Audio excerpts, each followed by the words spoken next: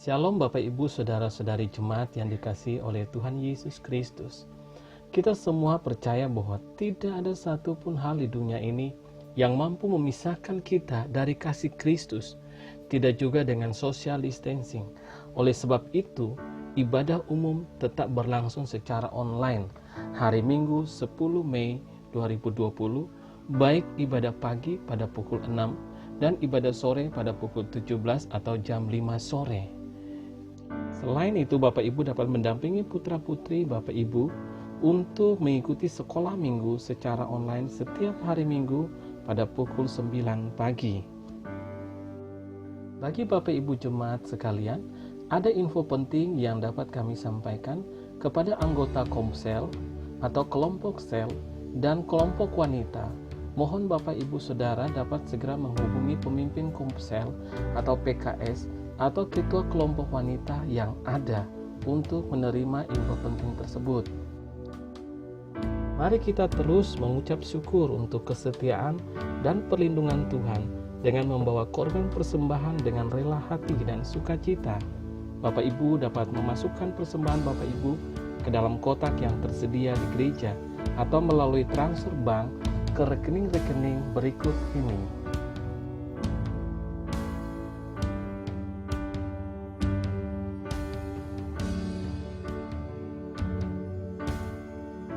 Kami juga mengingatkan bahwa kantor gereja tetap buka dan siap melayani keperluan jemaat dari hari Selasa sampai dengan hari Sabtu pada pukul 9.30 sampai 13.30 siang.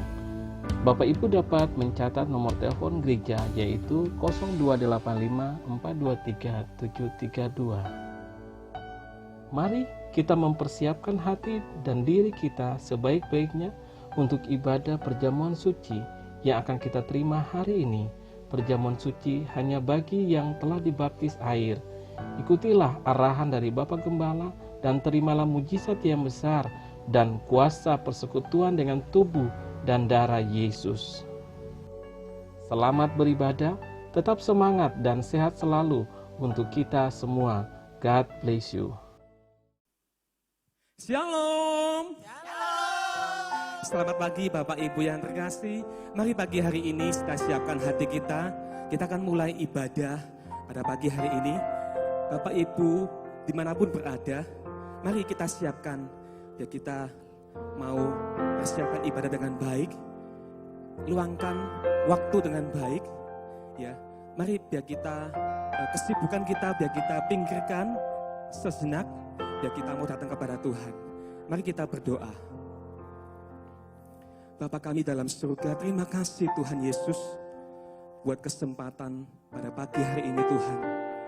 Kami boleh mengucap syukur, kami boleh berterima kasih Tuhan atas segala kebaikan-Mu Tuhan dalam hidup kami Tuhan. Sungguh kami gak bisa balas kebaikan-Mu Tuhan. Satu hal yang bisa kami lakukan yaitu kami mau memuji nama-Mu, kami mau memuliakan nama-Mu Tuhan dengan segenap hati kami, segenap jiwa kami, segenap kekuatan kami Tuhan. Terima kasih Tuhan Yesus, Engkau terlalu baik dalam hidup kami Tuhan. Sangat baik selama-lamanya Tuhan. Terima kasih Tuhan.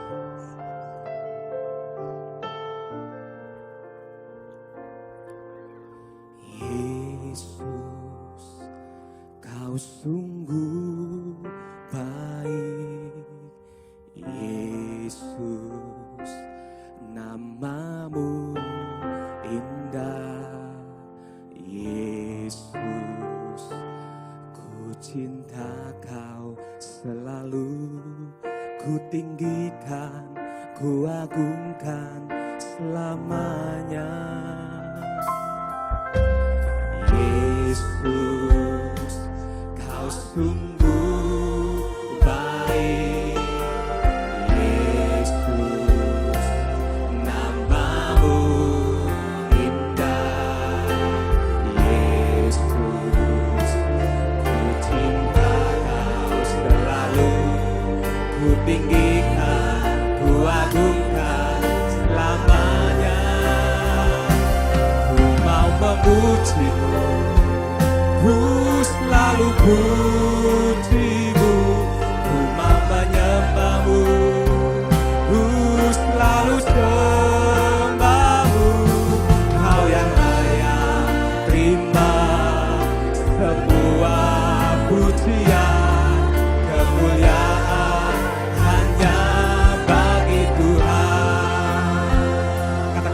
sungguh baik, sangat baik. Yesus, kau sungguh baik. Yesus, namamu indah. Yesus, ku cinta kau selalu, ku tinggikan, ku agungkan selamanya. Katakan Yesus. Yesus, kau sungguh baik. Yesus, namamu indah. Yesus, ku cinta kau selalu, ku tinggikan, ku agungkan selamanya. Ku mau memujimu, ku selalu pujimu, ku mau menyembahmu, ku selalu sembahmu. Kau yang layak terima semua pujian, kemuliaan hanya bagi Tuhan. Ku mau memujimu, ku selalu pujimu, ku mau menyembahmu, ku selalu sembahmu. Kau yang layak terima semua pujian, kemuliaan hanya bagi Tuhan. Katakan, ku mau memujimu, ku mau memujimu, ku selalu pujimu, ku mau menyembahmu, ku selalu sembahmu. Kau yang layak terima semua pujian, kemuliaan hanya bagi Tuhan. Katakan, ku mau memujimu, ku mau memujimu, ku selalu pujimu, ku mau menyembahmu, ku selalu sembahmu. Kau yang layak terima semua pujian, kemuliaan hanya bagi Tuhan.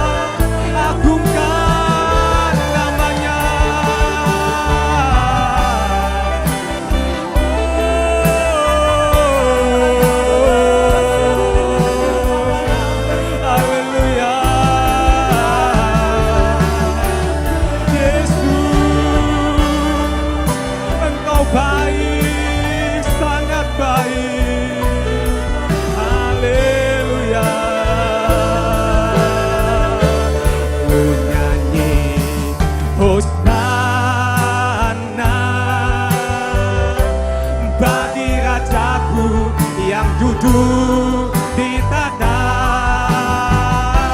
Aku muliakan dan ku agungkan, kau layak disembah. Katakan ku nyanyi hosana, ku nyanyi hosana, oh, bagi Rajaku yang duduk di tata. Aku muliakan dan ku agungkan, kau layak disembah.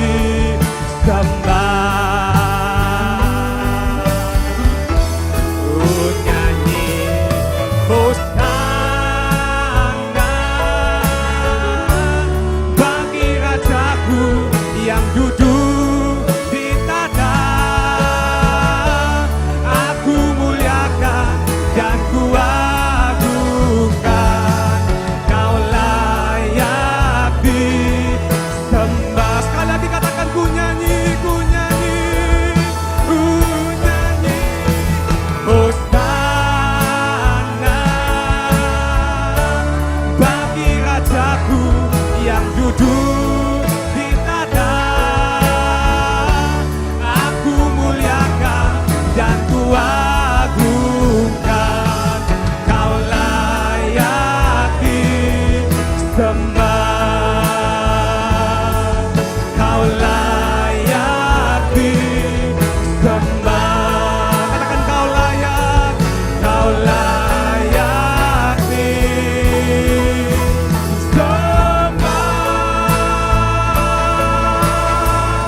Berikan sorak-sorai untuk kemuliaan-Mu, Raja kita. Haleluya, haleluya, haleluya. Terima kasih Tuhan. Hanya Engkau yang layak kami sembah Tuhan. Hanya Engkau yang layak kami puja Tuhan. Segala puji, segala hormat, biar seluruh dunia, seluruh bumi ini Tuhan tunduk di bawah kaki-Mu Tuhan. Engkau Raja kami, Engkau Tuhan kami yang layak kami sembah. Terima kasih Tuhan Yesus, kami mau agungkan Engkau lebih lagi Tuhan. Engkau dahsyat Tuhan dalam hidup kami. Terima kasih Tuhan Yesus, di dalam nama Tuhan Yesus, semua yang mau lebih lagi memuji, membesarkan nama Tuhan, katakan sama-sama, amin.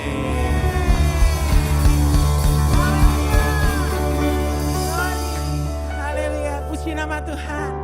Shalom, selamat pagi umat pemenang. Apa kabar semuanya? Amin. Dahsyat, luar biasa? Amin, yes. Kami percaya Bapak Ibu yang terkasih, dimanapun kita berada pagi hari ini, kita semuanya adalah umat-umat yang lebih daripada pemenang. Amin. Amin. Meskipun kesukaran, masalah boleh datang, tapi kuasa Tuhan selalu beserta. Kemanapun kita melangkah, kemenangan ada bersama dengan kita. Puji nama Tuhan. Mari Bapak Ibu, kita bersemangat memuji Dia. Saya mengundang kita semua bangkit berdiri. Dimanapun kita berada, kita puji Dia dengan segenap hati kita. Kami terima kuasa-Mu ya Tuhan. Yeah.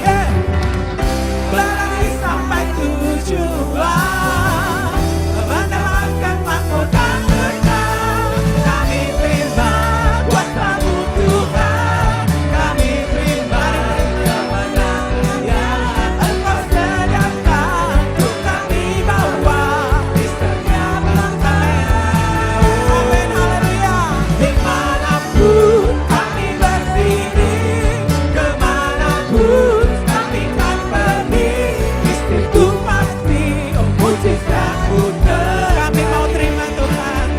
Haleluya. Kami terima kuasa-Mu Tuhan. Kami terima kemenangan yang Engkau sediakan untuk kami bawa di setiap langkah. Dimanapun kami berdiri, kemanapun kami kan pergi, di situ pasti mujizat-Mu terjadi. Mari jemaat dengan iman katakan, kami terima kuasa-Mu, terima kuasa yang besar. Kami terima kemenangan yang Engkau sediakan untuk kami bawa di setiap langkah. Dimanapun kami berdiri, dimanapun kami berdiri, kemanapun kami kan pergi, di situ pasti mujizat-Mu terjadi. Sekali lagi katakan, semua terima kuasa Tuhan. Kami terima kuasa-Mu Tuhan. Kami terima kemenangan yang Engkau sediakan untuk kami bawa di setiap langkah.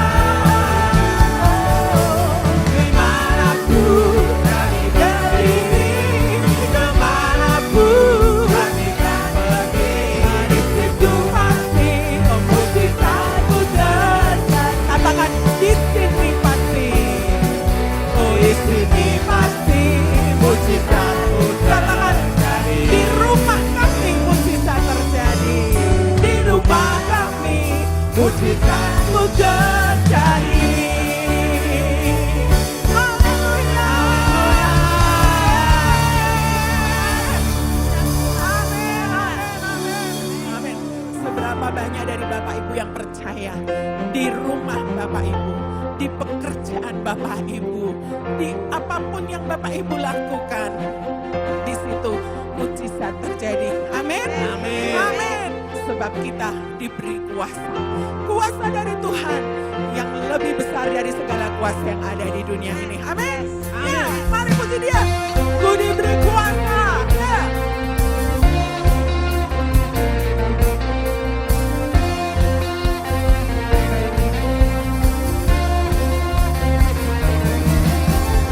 Ku diberi kuasa dari Raja Mulia, menaklukkan musuh di bawah kakiku. Ku pakai kuasa dari Raja Mulia, hilang arah bersamaku, siapa jadi lawanku. Sungguh besar, sungguh besar Kau Tuhan. Engkau beri kehidupan, ya, ku berdiri dengan iman. Iman dalam Yesus Tuhan, Kau yang memberi kemenangan. Ku bersorak merayakan, terpujilah Engkau Raja segala raja.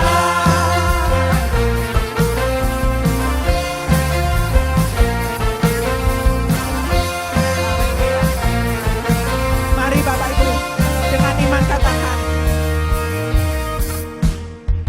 ku diberi kuasa dari Raja Mulia, menaklukkan musuh, ya, di bawah kakiku.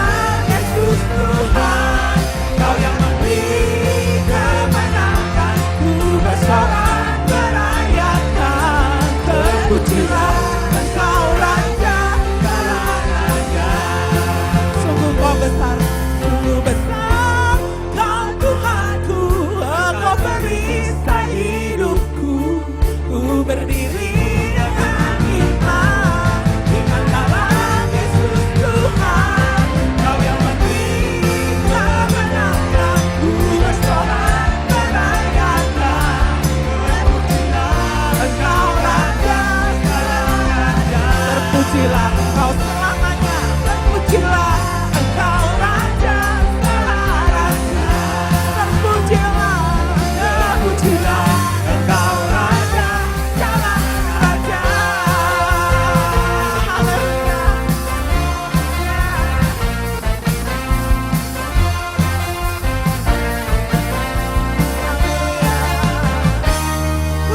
Haleluya.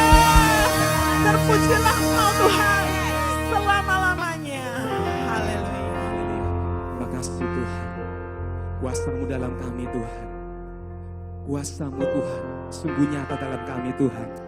Hidup kami boleh menggenapi firman-Mu Tuhan. Terima kasih Tuhan. Kami tahu Engkau di dalam kami Tuhan. Engkau beserta dengan kami Tuhan.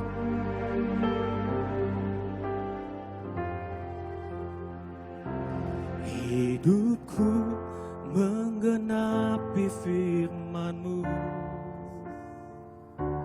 tanda mujizat sertai tiap langkahku. Kau bersamaku, di dalamku, jadi bukti kebesaran-Mu.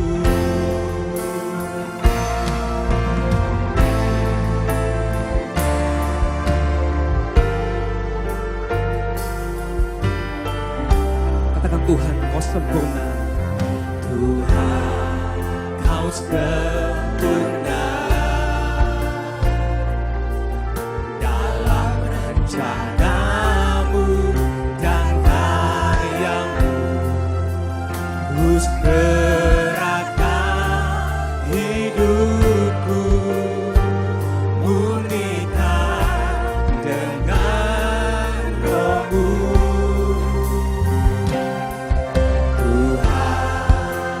Sempurna, rencana-Mu ajaib Tuhan. Dalam rencana-Mu dan karya-Mu, serahkan hidupku, murnikan dengan Roh-Mu. Hidupku menggenapi firman-Mu,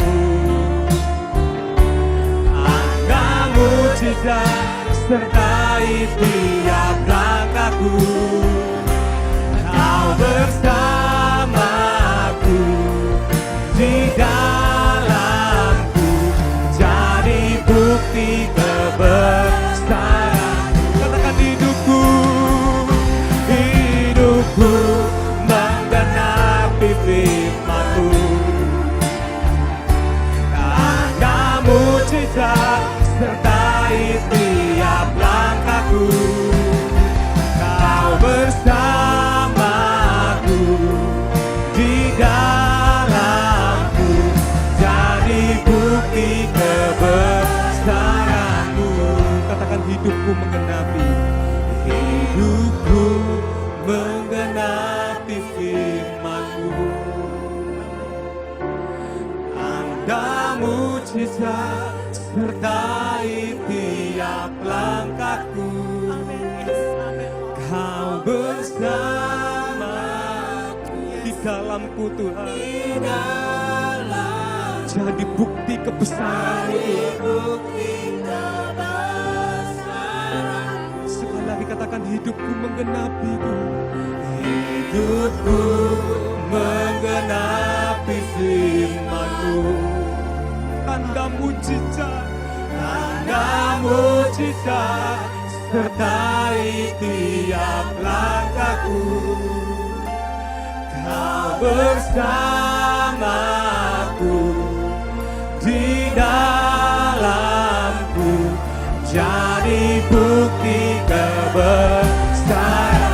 Katakan hidupku, hidupku menggenapi firman-Mu, tanda mujizat sertai tiap langkahku. Engkau bersama kami Tuhan, di dalam kami,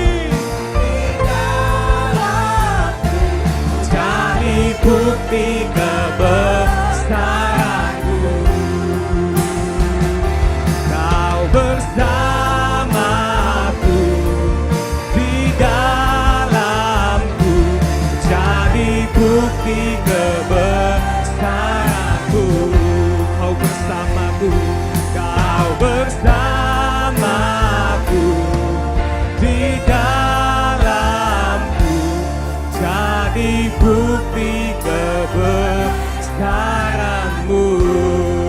Haleluya, haleluya, Yesus, hidup kami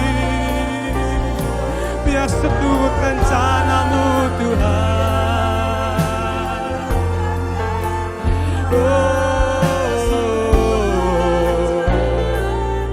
Pakailah hidup kami, pakailah hidup kami Tuhan, biar kehendak-Mu terjadi dalam hidup kami.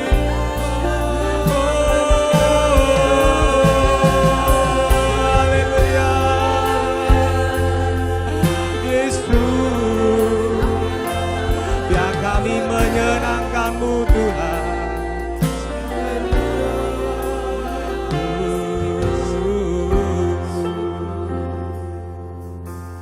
Haleluya, hidupku menggenapi firman-Mu, tanda mujizat sertai tiap langkahku. Kau bersamaku di dalamku, jadi bukti kebesaran-Mu. Katakan Kau bersamaku Tuhan, Kau bersamaku di dalamku, jadi bukti kebesaran-Mu.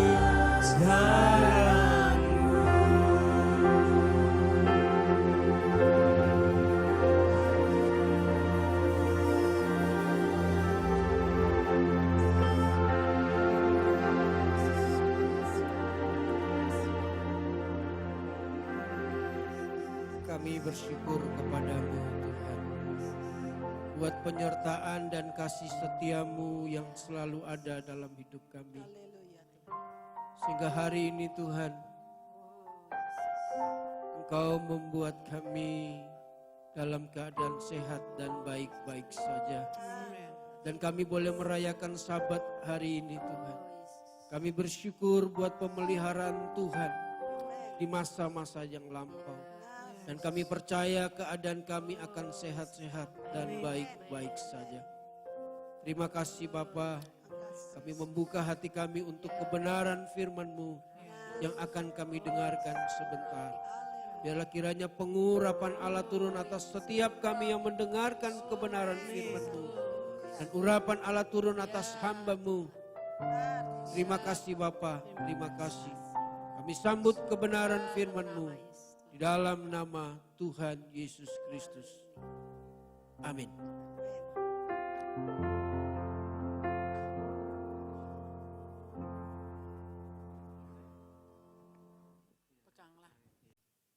Ya, puji nama Tuhan pagi hari ini, dimanapun Bapak Ibu Saudara berada, mari kita sama-sama belajar kembali firman Allah, ya, yaitu tentang kemah suci atau tabernakel yang sudah berapa kali kita pelajari selama hampir 40 tahun. Kita belajar 3 kali, ini yang keempat, dan kita tiba pada pelajaran tentang mezbah korban bakaran. Ya, mezbah korban bakaran sudah kita awali pada bulan Maret yang lalu, jadi 2 bulan yang lalu kita telah belajar tentang mezbah korban bakaran ini. Ya, dan pagi hari ini kita akan belajar melanjutkan tentang apa itu misbah korban bakaran, dibuat dari apa dan lain sebagainya. Ya, kita baca lebih dulu Keluaran pasal 27 ayat 1 sampai 8. Keluaran 27 ayat 1 sampai 8 atau kita baca ayat 1 sampai 2 saja lebih dulu. Mengenai mezbah korban bakaran, Ya, haruslah engkau membuat mezbah dari kayu penaga, ya, 5 hasta panjangnya dan 5 hasta lebarnya, sehingga mezbah itu 4 persegi, tetapi 3 hasta tingginya. ya, Haruslah engkau membuat tanduk-tanduknya pada keempat sudutnya. ya, Tanduk-tanduknya itu haruslah seiras dengan mezbah itu, dan haruslah engkau menyalutkannya dengan tembaga. ya. Kita bisa terus baca sampai ayat 8, silakan. Juga harus engkau membuat kuali-kualinya, tempat menaruh abunya, dan sodok-sodoknya, dan bokor-bokor penyiramannya, garpu-garpunya, dan perbaraan-perbaraannya. Semua perkakasnya itu harus kau buat dari tembaga. Haruslah engkau membuat untuk itu kisi-kisi, yakni jala-jala tembaga. Dan pada jala-jala itu haruslah kau buat 4 gelang tembaga pada keempat ujungnya. Ya, Haruslah engkau memasang jala-jala itu di bawah jalur mezbah itu, mulai dari sebelah bawah, sehingga jala-jala itu sampai setengah tinggi mezbah itu. ya, Haruslah engkau membuat kayu-kayu pengusung untuk mezbah itu, kayu-kayu pengusung dari kayu penaga, dan menyalutnya dengan tembaga. Kayu-kayu pengusungnya itu haruslah dimasukkan ke dalam gelang-gelang itu, dan kayu-kayu pengusung itu haruslah ada pada kedua rusuk mezbah itu waktu mezbah itu diangkut. ya, Mezbah itu harus kau buat berongga dan dari papan seperti yang ditunjukkan kepadamu di atas gunung itu, demikianlah harus dibuat mezbah itu. ya. Bapak Ibu bisa melihat bagaimana awal kisah daripada perjamuan suci ini, kemah suci ini, maka alat yang pertama kita sudah melihat yaitu tentang pagar halaman. Itu alat yang pertama. Kemudian 2 bulan yang lalu kita belajar tentang mezbah korban bakaran. Bapak Ibu bisa mengikuti gambar yang di belakang saya. Bagaimana mezbah korban bakaran itu. Ya. Nah, bahan-bahannya mezbah ini dibuat daripada kayu tembaga. Kayu penaga, ya. Kayu penaga yang dilapisi dengan tembaga. Nah, seperti gambar yang kita lihat, dan juga ada alat-alat yang lain, yaitu periuk, ya, untuk menaruh abu, dan juga sodok atau penyudut untuk membuang abu itu. Kemudian kita lihat ada bokor, ada garpu, masing-masing bokor adalah untuk tempat darah, dan garpu adalah untuk mengatur daging korban. Ya. Kemudian kita lihat daripada mezbah ini ada rangkanya di dalamnya. Ya. Kemudian arti rohani daripada mezbah, jangan lupa mezbah dalam bahasa aslinya atau Ibraninya disebut misbeh, ya, tusiasterion, tempat penyembelian, tempat pengorbanan, atau tempat mempersembahkan binatang korban. Kita lihat imam ini yang membakar daging di atas mezbah korban bakaran. Daging itu harus dibakar sampai menjadi abu. Ya. Kemudian apa arti mezbah ini? Kita sudah belajar banyak. Ya. Arti mezbah ini adalah dalam perjanjian lama yang dikorbankan yaitu domba jantan yang dikorbankan. Ingat, kita telah memperingati hari kematian, ya, di mana anak-anak orang Israel, anak-anak sulung harus mati. Dan seluruh Israel, termasuk orang Israel yang tidak memberikan tanda darah binatang di ambang pintu daripada rumahnya. Mereka hari itu harus mengalami kematian anak sulung. Bahkan firman Tuhan katakan kematian binatang-binatang, anak dari binatang, yaitu anak sulung daripada binatang. Nah, sekarang kita melihat bahwa wasiat baru, perjanjian baru yang menjadi korban bukan domba jantan, tetapi adalah Tuhan Yesus Kristus. Ya, Tuhan Yesus Kristus yang menjadi korban untuk pengampunan dosa umat manusia. Ya, gambarnya kita lihat, siapa percaya kepada Yesus akan diampuni dosanya. Dan kalau diampuni dosanya dengan iman, kita akan diselamatkan. Ya, sebab itu jangan lupa, penting sekali kita belajar daripada kemah suci ini. Ya, dan kita belajar terus bagaimana mezbah korban bakaran ini dibuat. Mezbah ini dibuat daripada kayu penaga. Keluaran 27 ayat yang pertama, kedua, haruslah engkau membuat mezbah dari kayu penaga, 5 hasta panjangnya dan 5 hasta lebarnya, sehingga mezbah itu 4 persegi. Kita lihat, tetapi tingginya 3 hasta. Haruslah engkau membuat tanduk-tanduknya pada keempat sudutnya.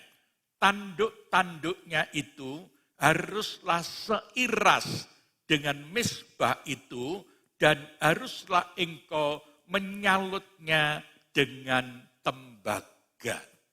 Nah, mengapa mezbah ini dibuat daripada kayu? Ini semua ada artinya. Tuhan kita itu tidak sembarangan. Kalau dia menyuruh manusia, menyuruh saudara dan saya, terlebih menyuruh bangsa Israel, waktu itu pasti ada tujuannya. Ya, nah, apa artinya kayu? Kayu itu menunjukkan kemanusiaan atau tabiat daging manusia. Tabiat daging manusia itu dikatakan seperti kayu, ya, seperti pohon-pohon yang berjalan. Injil Markus 8 ayat 24 dikatakan, orang itu memandang ke depan, ya, lalu berkata, aku melihat orang, sebab melihat mereka berjalan-jalan, ya, tetapi tampaknya seperti pohon-pohon. ya, aku melihat orang dan tampaknya seperti pohon-pohon. Nah, kayu itu adalah gambaran manusia. Sifat manusia itu seperti kayu. Saudara-saudara, setiap orang kita digambarkan seperti kayu. Ya, manusia rohani pun juga seperti kayu, tapi sudah dilapisi, ya, dilapisi dengan tembaga, dan nanti kita melihat alat-alat yang lain dalam ruangan suci, apalagi ruangan maha suci, itu bukan disalut dengan tembaga lagi, tapi disalut dengan emas murni. Nah, saudara-saudara, Tuhan Yesus waktu ada di dunia juga mempunyai sifat dan tabiat daging kemanusiaan. Ia hidup seperti kita, baik dalam hal jasmani maupun dalam hal rohani. Filipi pasal 2 ayat yang ke-7 dikatakan, Filipi 2 ayat yang ke-7, melainkan telah mengosongkan dirinya sendiri ya, dan mengambil rupa seorang hamba ya, dan menjadi sama dengan manusia. amin. Dia dikatakan, melainkan dia telah mengampakkan dirinya sendiri, mengosongkan dirinya sendiri dan menjadi hamba di dalam keadaan sama seperti manusia. Ya, dia lahir 100% manusia, tapi dia juga 100% Allah yang lahir ke dunia. Nah, saudara-saudara, jadi Yesus dalam hidupnya 33,5 tahun, itu juga ada hidup dagingnya. Tapi sudah dimatikan. Ya, bahkan dikatakan tadi dia mengampakkan dirinya menjadi hamba di dalam keadaan sama seperti saudara dan saya.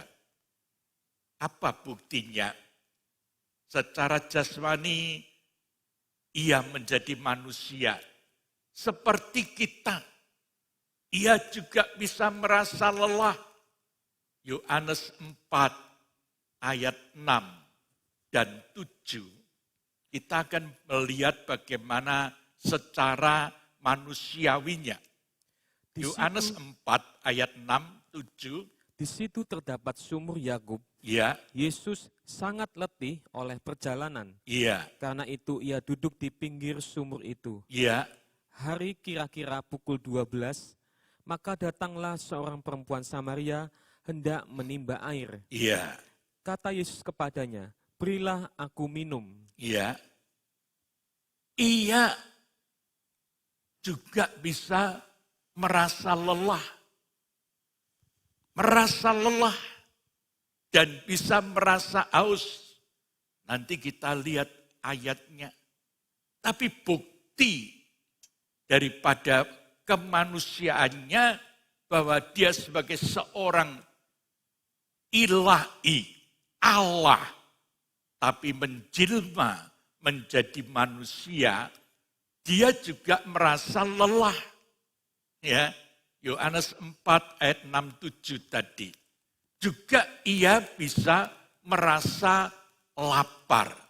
Seperti saudara dan saya. Kalau waktunya makan, dia juga bisa merasa lapar. Markus 11 ayat 12 dikatakan, Keesokan harinya, sesudah Yesus dan ke-12 muridnya meninggalkan Betania, ya, Yesus merasa lapar. iya, Yesus merasa lapar. Karena memang tubuhnya masih manusia. Juga dia bisa merasa haus. Tadi sudah disebutkan, tapi kita baca Yohanes 19 ayat 28. Yohanes 19 ayat yang ke-28. Sesudah itu, karena Yesus tahu bahwa segala sesuatu telah selesai, berkatalah ia, supaya genaplah yang ada tertulis di dalam kitab suci. Iya, Aku haus. iya. aku haus. Inilah yang dikatakan.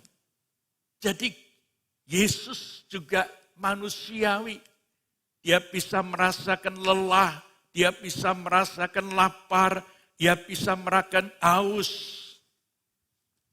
Bahkan pertumbuhan jasmaninya juga bertumbuh.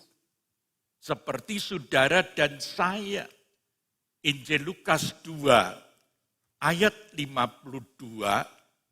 Dan Yesus makin bertambah besar dan bertambah hikmatnya Ya, dan besarnya dan makin dikasihi oleh Allah dan Iya. manusia.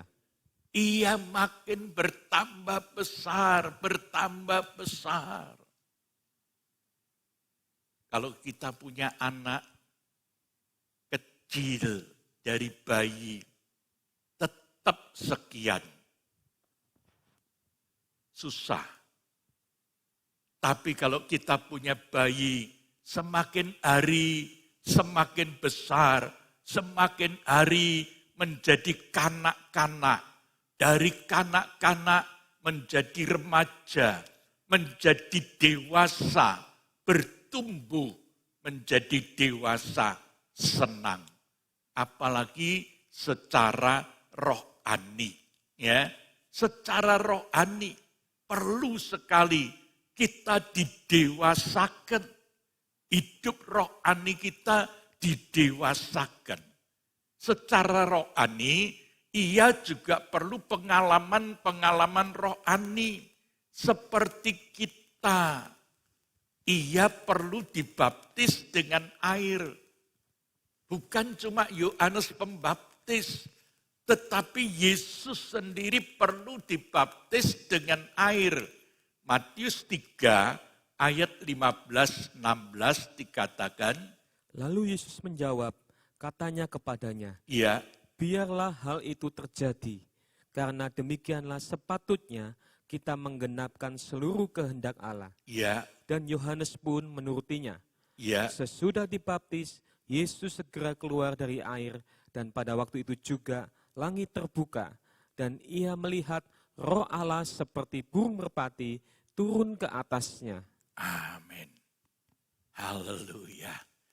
Yesus perlu dibaptis dengan air.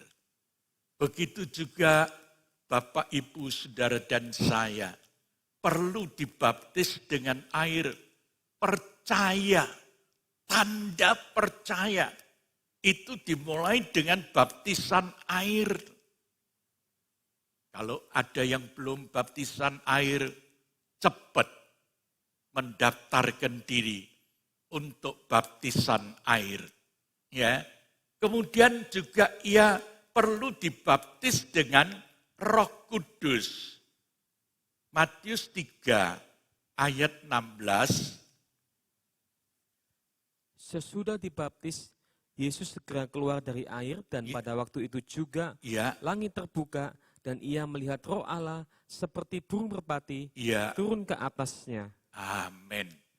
Roh Allah seperti burung merpati turun ke atasnya. Lukas 4 ayat 18. Roh Tuhan ada padaku, Roh Tuhan ada padaku, katanya. oleh sebab ia telah mengurapi aku Iya, untuk menyampaikan kabar baik kepada orang-orang miskin. iya, Dan ia telah mengutus aku iya, untuk memberitakan pembebasan kepada orang-orang tawanan iya, dan penglihatan bagi orang-orang buta, iya. untuk membebaskan orang-orang yang tertindas, untuk memberitakan tahun rahmat Tuhan telah datang. Amin. Ini tandanya, saudara dan saya, setelah baptisan air, kita perlu dibaptis dengan Roh Kudus. Nanti kapan waktunya ada baptisan api. Tapi sebelum itu kita harus dibaptis dengan Roh Kudus. Tanpa baptisan air, kita tidak ditandai dengan percaya.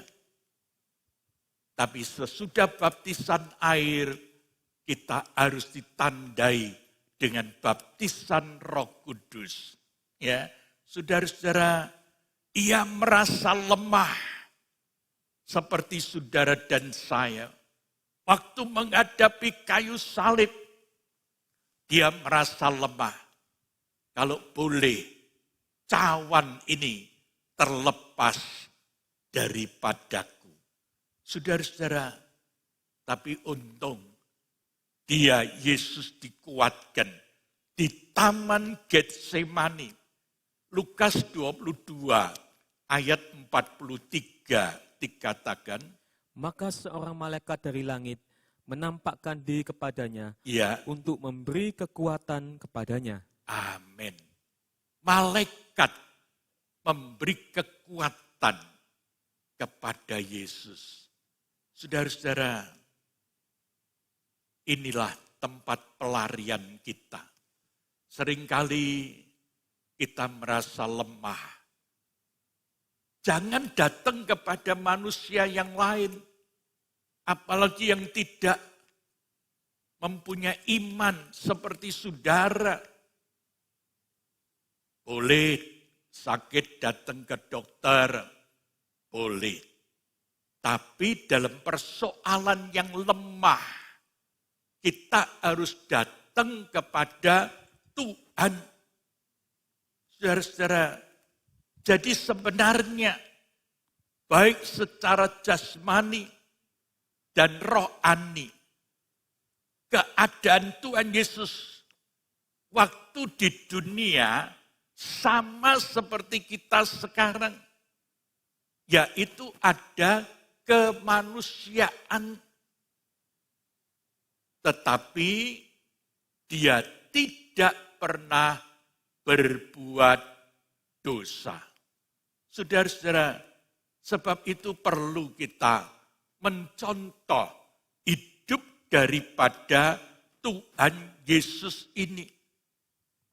Tuhan hari-hari ini sedang mengolah kita. Untuk apa? Supaya kita menjadi seperti Dia.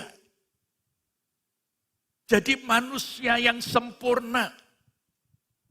Sebab memang kita belum sempurna. Allah menghendaki kita hidup suci. Tidak lagi berdosa. Supaya apa? Supaya tumbuh pada kesempurnaan di dalam keadaan daging manusia. Apa bisa? Bisa. Asal kita mau, pasti bisa. Tuhan Yesus itu yang hidup. Dia akan menjamah saudara dan saya. Dia menjamah kelemahan-kelemahan saudara. Dan kita akan menang. Kita akan menjadi sempurna seperti Dia. Oleh sebab itu, kalau kita senantiasa mau berjalan dalam roh, seperti Tuhan Yesus, pasti kita akan berhasil. Dia Allah 100% dan hidup seperti manusia, menjelma menjadi manusia 100%. Percayalah, saudara dengan kuasa ilahi bisa seperti Dia. Asal tidak berbuat dosa lagi. Nah, kita terus mezbah korban bakaran dibuat daripada kayu tembaga. Di sini mempunyai arti bahwa kalau ada dosa, hukuman itu akan jatuh. Tetapi kalau dosa sudah dibereskan, akan luput dari hukuman. Dengan kata lain, kita harus berdiri atas kebenaran di hadapan Allah, di hadapan manusia, kita tetap harus hidup benar. Sehingga nanti akan luput daripada penghukuman itu. Mezbah dibuat daripada kayu. Kayu itu memang dipakai sebagai mezbah, tetapi harus disalut rapat-rapat dengan tembaga. Apa disalut? Dilapisi, dibungkus dengan tembaga.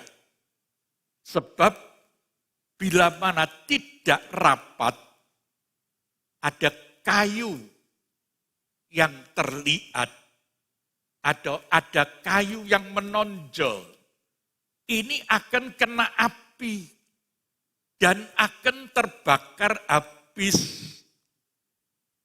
Dengan arti kata kayunya tidak boleh kelihatan. Tabiat daging, tabiat manusia yang baru tidak boleh kelihatan. Dalam memikul salib setiap hari, kita harus benar-benar dibungkus dengan tembaga ini. Dengan kebenaran firman Tuhan. Kalau tidak, tabiat daging ini akan ikut bicara. Ambil bagian dalam jalan hidup saudara. Akan ambil bagian dalam jalan salib. Bisa celaka. Terbakar. Hangus. Tapi kalau dilapisi dengan tembaga, tabiat daging itu dihukumkan. Dihukum sudah. Maka api mezbah itu akan tetap menyala terus dengan baik. Dan dari salib Kristus, dengan salib Kristus, mezbah itu akan menyala. Menyala dalam hidup saudara dan saya. Tapi kalau tidak dilapisi dengan tembaga, kayunya akan terbakar. Habis gosong. Cacat di hadapan Tuhan. Sebab itu jangan kalau sudah bertobat, tapi masih ada keinginan-keinginan daging lagi. Ada kerinduan daging lagi. Apalagi ada perbuatan hawa nafsu. Ini berarti kayunya semakin kelihatan. Maka apinya akan terasa panas dan menyakitkan. Bahkan menghanguskan kita. Ini jangan sampai terjadi dalam hidup saudara dan saya. Kedagingannya terbakar. Hawa nafsunya mulai dibakar lagi. Sebab itu setelah kita percaya, apalagi penuh dengan Roh Kudus, semua keinginan-keinginan daging harus segera dicabut, ditutup dengan tembaga. Artinya apa? Tiap-tiap dosa harus diakui. Tiap-tiap dosa kita harus dibereskan, dicuci bersih. Dengan apa? Dengan darah Yesus. Sehingga kita jadi bersih dan benar. Untuk apa? Supaya terlepas dari hukuman Allah. Baru kita dapat tahan dapat berada kuat di dalam nyala api salib Kristus. Apapun yang terjadi, kita tidak dianguskan. Kita tidak jadi angus. Sebab kedagingan kita, hawa nafsu kita sudah dibakar. Habis jadi abu. Dan abunya harus dibuang. Nanti kita melihat abu itu harus dibuang. Ada pada tempatnya sendiri. Ingat, yang pikul salib dengan pura-pura, dengan dusta, dengan dosa, dengan angan-angan yang salah, tidak akan kuat, tidak akan tahan. Nanti satu kali akan hangus, terbakar, dan berantakan. Oleh sebab itu, mezbah yang dari kayu penaga ini, sekalipun kayu penaga adalah kayu yang terbaik zaman itu. Mungkin kalau sekarang seperti kayu jati yang bagus, tapi masih perlu harus disalut dengan tembaga. Sebab kayu jati, kayu apapun juga, kalau tidak disalut dengan tembaga, akan terbakar. Habis. Ya, sebab itu ingat, harus disalut dengan tembaga. Disalut dengan kebenaran. Lalu kemudian kita melihat ada pohon dekat mezbah. Gambar. Pohon dekat mezbah. Apa ini artinya? Ulangan 16 ayat 21. Janganlah engkau menanam sesuatu pohon Iya, sebagai tiang berhala di iya, samping mezbah Tuhan Allahmu. iya, Mezbah yang akan kau buat bagimu. iya. Jangan menanam pohon di samping mezbah. Ini berbahaya. Akan bisa terbakar. Enak duduk di bawah pohon, tertidur. Tapi sampingnya mezbah. Padahal mezbah ini tempat api. Dan api itu harus dijaga supaya tetap menyala. Api itu tidak boleh mati. Api mezbah itu tidak boleh padam. Harus tetap menyala. Imamat 6 ayat 13 dikatakan. Harus dijaga supaya api tetap menyala di atas mezbah. Janganlah dibiarkan padam. Haleluya. Harus dijaga api yang di atas mezbah. Harus dipelihara. Supaya tetap menyala. Demikian juga hidup saudara dan saya secara rohani harus tetap ada apinya.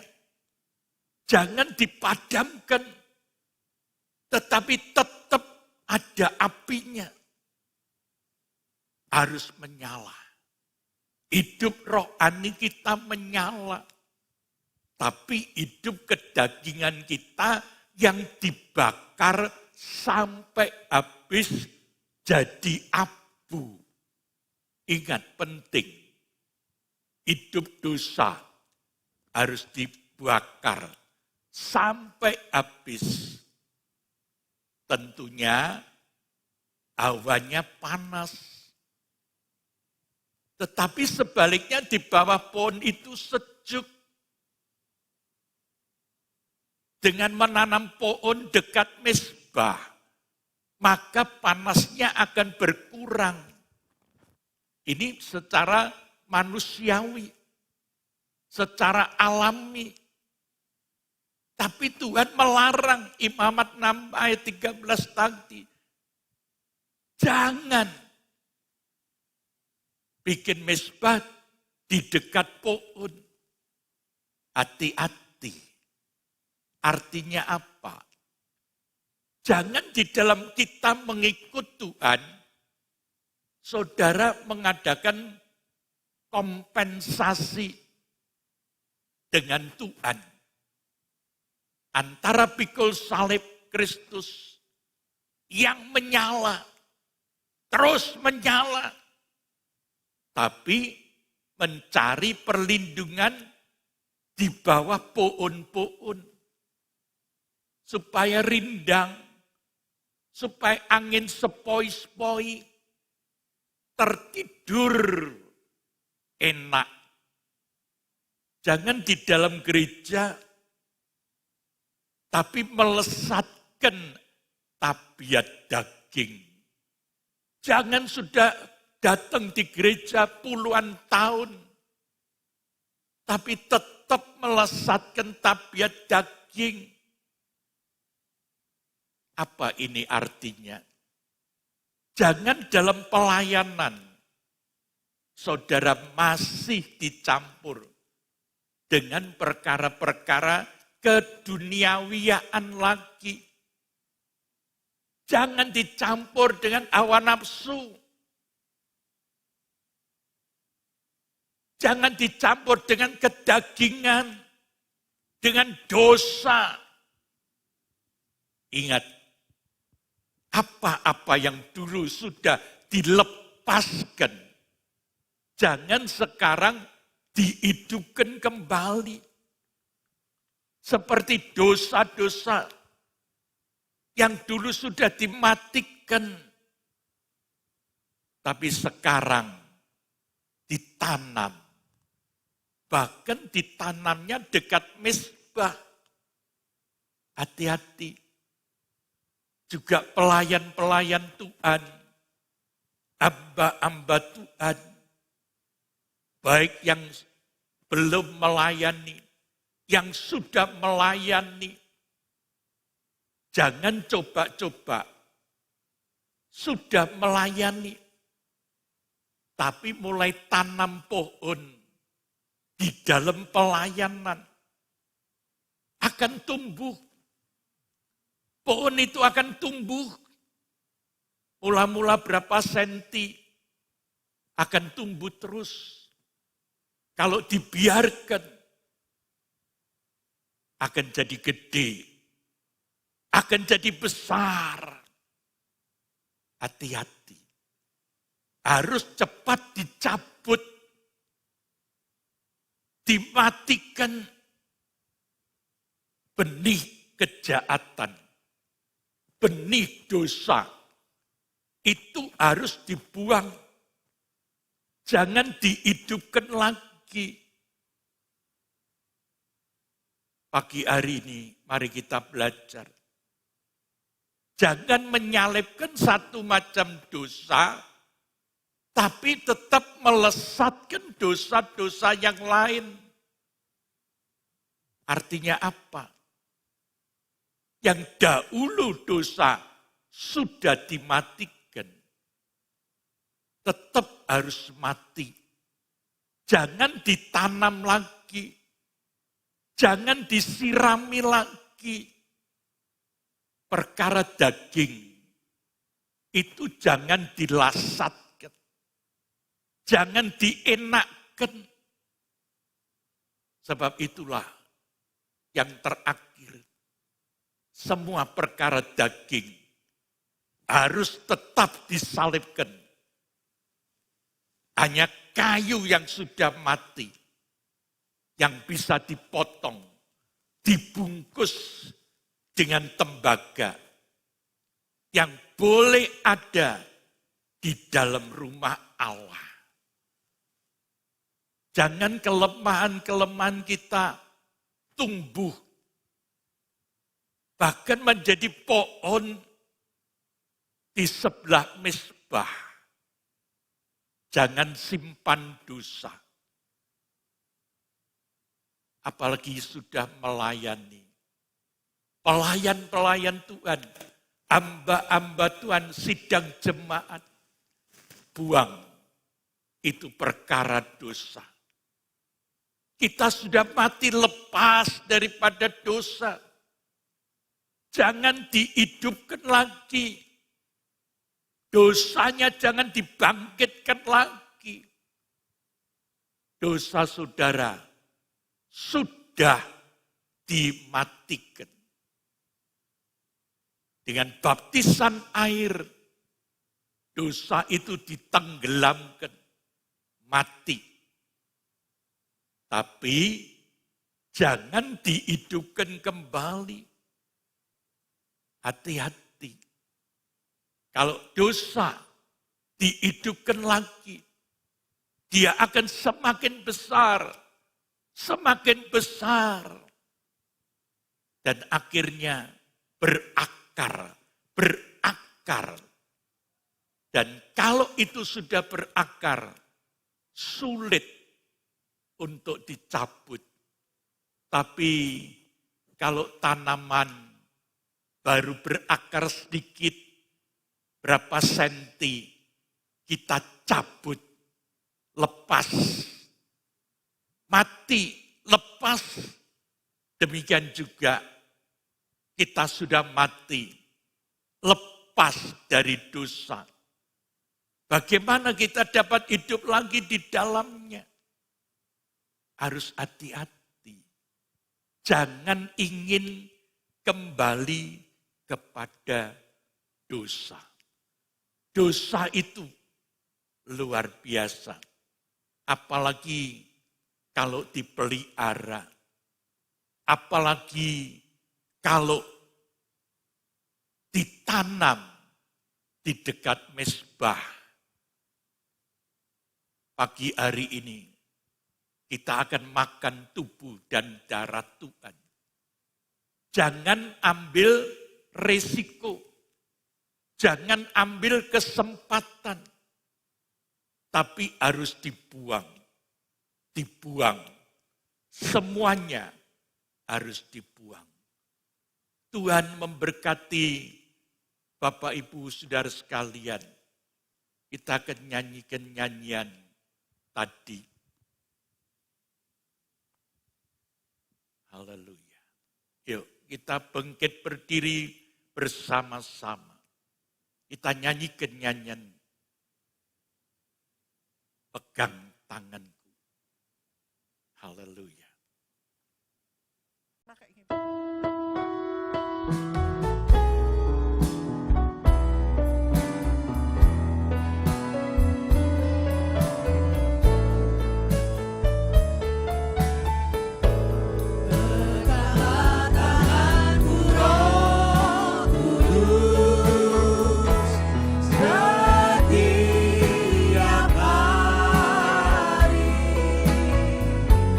Ku tak dapat jalan sendiri.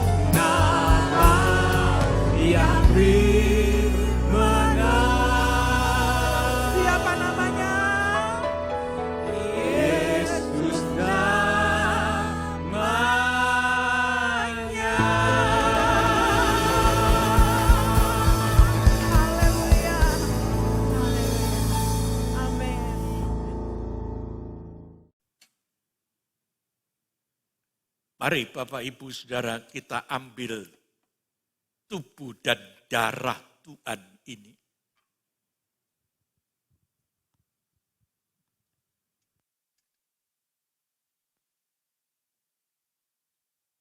Kita angkat tubuh Kristus. Dengar baik-baik akan firman Tuhan. Sebab apa yang telah kuteruskan kepadamu, telah aku terima dari Tuhan. Yaitu bahwa Tuhan Yesus pada malam waktu ia diserahkan, diambilnya roti, dan sesudah ia mengucap syukur atasnya, ia memecah-mecahkannya dan berkata, inilah tubuhku yang diserahkan bagi kamu, perbuatlah ini menjadi peringatan akan daku. Dalam nama Tuhan Yesus Kristus, kita makan sama-sama.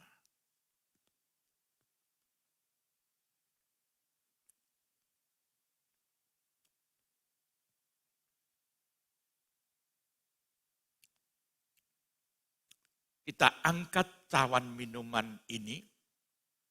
Demikian juga ia mengambil cawan sesudah makan, lalu berkata, cawan ini adalah perjanjian baru yang dimeteraikan oleh darahku. Perbuatlah ini setiap kali kamu meminumnya menjadi peringatan akan daku. Dalam nama Tuhan Yesus Kristus, kita minum cawan ini, yaitu darah Kristus.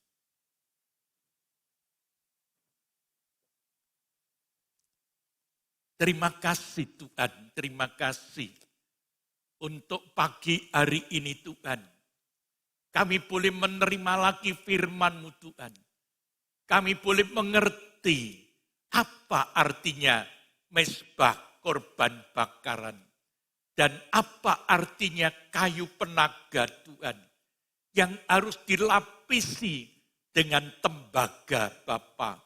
Terima kasih Tuhan, terima kasih. Engkau berkati sidang-Mu Tuhan. Berkati rumah tangganya. Berkati hidupnya. Berkati keluarganya. Berkati semuanya Tuhan, usahanya, pekerjaannya Tuhan. Jauhkan dari mara bahaya, jauhkan dari yang jahat, jauhkan dari segala perkara yang najis Tuhan. Terima kasih Bapa, terpujilah nama-Mu Tuhan. Terima kasih Tuhan, kami serahkan semua ke dalam tangan-Mu Tuhan. Terima kasih Bapa. Haleluya. Amin. Tuhan memberkati Bapak Ibu Saudara sekalian.